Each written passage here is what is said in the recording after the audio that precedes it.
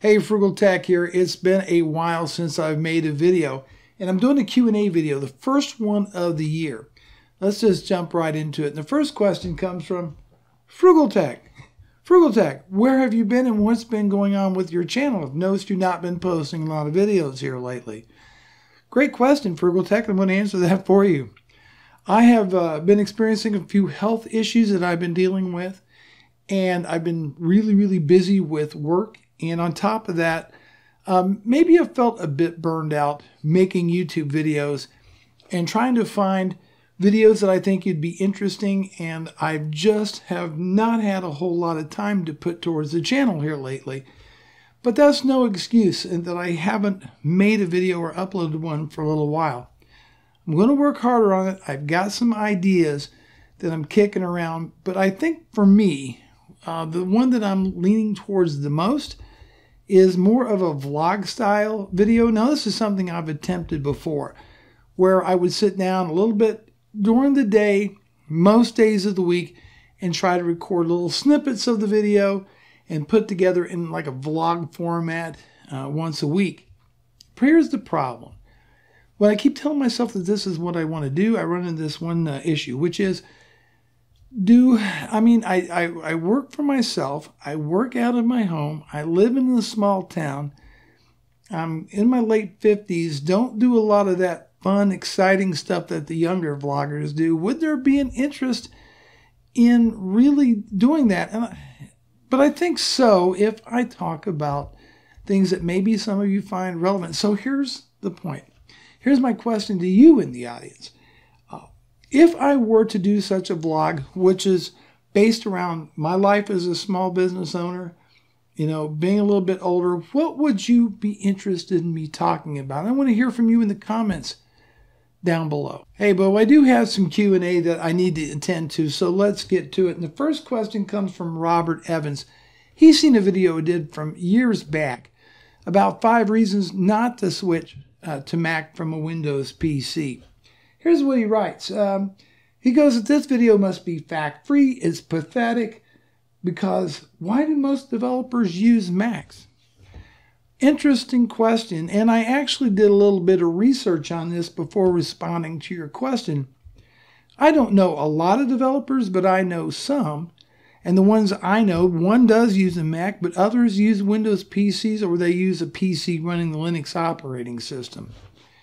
But I did a little bit of research and found out about half of developers use either Windows 7 or Windows 10, with a small number using Windows 8. About 30% are using Mac OS 10, and then the balance is using Linux. Now, some of these running Windows might be in a virtual machine on a Mac. I don't know. My point being this.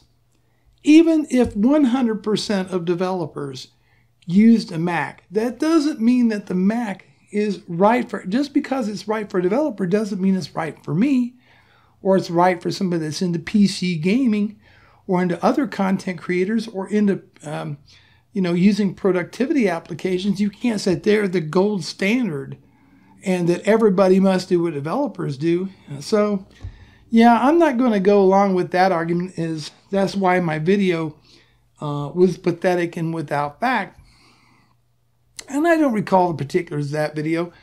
Like, one point I made on the whole thing was that Apple has a very slow refresh cycle and that they sell a lot of outdated hardware. I stand by that. Yes, the new iMac Pro is certainly a great machine, but they're still selling an ancient iMac Mini or Mac Mini. They're still selling a really ancient Mac Pro from like 2013. Come on.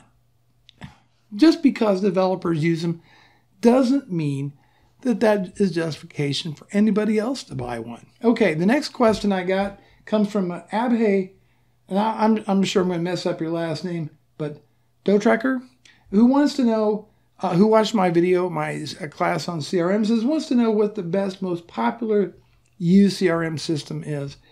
And there's a ton of them out there, okay? There's Base, there's Sugar CRM, Zoho CRM, Salesforce. Salesforce gets a lot of advertising. It's very spendy. Microsoft's got one. There's a whole bunch out there. I can't tell you which one is best. There's Insightly. There's Nimble CRM, which belongs to a friend of mine. There's a whole ton of them out there. It's whatever works best for you and what your requirements really are. I recommend that you talk to a consultant who is familiar in the CRM field to help you to pick out which one is right for you. Now, one size does not fit all.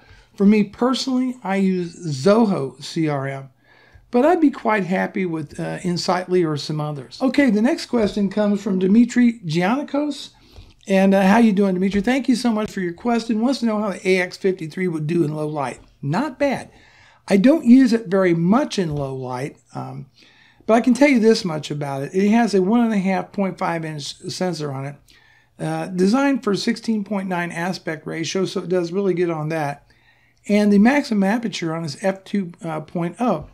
So here's the thing. There's compromises on this thing. You're not going to get the depth of field with it that you would with a DSLR with a bigger sensor, and especially with a very, very wide open aperture. But you will get nice looking video even in a lot of low light situations. There is some trial and error with this camera when you get in really low light, but that's probably not what this camera is designed for. But things like birthday parties and just generally decently lit rooms in the evening are going to do just fine with this camera. And that's because of the f.20 aperture, especially when you have the, zoomed all the way in, not out, but in. At its widest point, I think it's going to do pretty decent. But it does take amazing looking video, and I highly recommend this camera. I use it all the time. So don't let low light or being afraid of low light capabilities scare you off on this camera. I had to laugh. This question, or it's more of a statement. No, I guess it's a question. Comes from Alex K. Says, "Hey, you say you love rose gold for your iPad, and then you got this, the slate gray, space gray case for it."